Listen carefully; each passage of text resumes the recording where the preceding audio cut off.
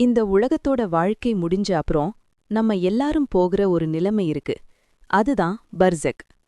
மரணத்துக்கும் உயிர்த்து எழுதலுக்கும் இடையிலுள்ள ஒரு அமைதியான ஆனா ரொம்ப முக்கிய நிலைமை.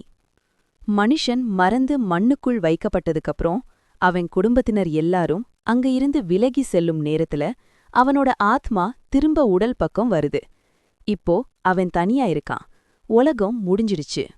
அவன் வாழ்க்கையில நல்ல டீட்ஸ் செஞ்சிருந்தா அவன் பக்கம் ஒரு அழகான அமைதியான உருவம் துணையா வரும்.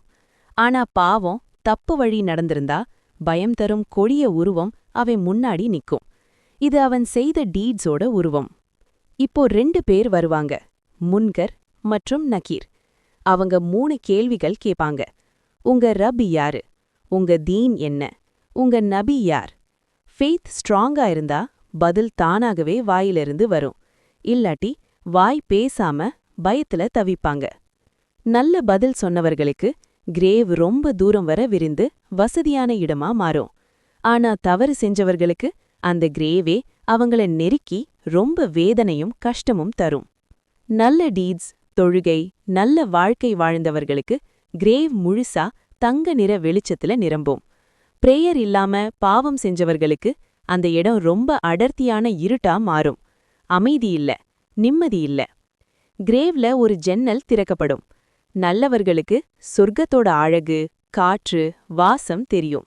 ஆனா கெட்ட டீட்ஸ் செஞ்சவர்களுக்கு நரகத்தோட நெருப்பு, வேதனை முன்னாடியே காமிக்கப்படும்.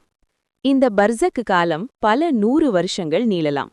நல்லவர்களுக்கு இது ஒரு குட்டி தூக்கம் மாதிரி ரொம்ப சீக்கிரம் முடிஞ்சு போகும். பாவம் செஞ்சவர்களுக்கு ஒவ்வொரு நொடியும் யுகம் மாதிரி ரொம்ப கஷ்டமா இருக்கும். ஒரு நாள் ஆஞ்சல் இஸ்ராஃபில் ட்ரம்பெட் ஊதும்போது எல்லாரும் உயிர்த்தி எழுவாங்க. நல்லவர்கள் நிம்மதியா அமைதியா எழுவாங்க. மற்ற மக்கள் ரொம்ப பயத்தோட முடிவில்லா காலம் முன்னாடி நிக்கிற மாதிரி எழுவாங்க. இந்த வீடியோ நமக்கு ஒரு பெரிய ரிமைண்டர் கொடுக்குது. நம்ம உயிரோட இருக்கும்போது செய்யற தொழுகை, நல்ல காரியங்கள், நல்ல வாழ்க்கை தான் நம்ம பர்சக் வாழ்க்கைய சந்தோஷமா மாத்தும். மரணம் வர்றதுக்கு முன்னாடியே நம்ம ப்ரிப்பரேஷன் ஸ்டார்ட் ஆகணும்.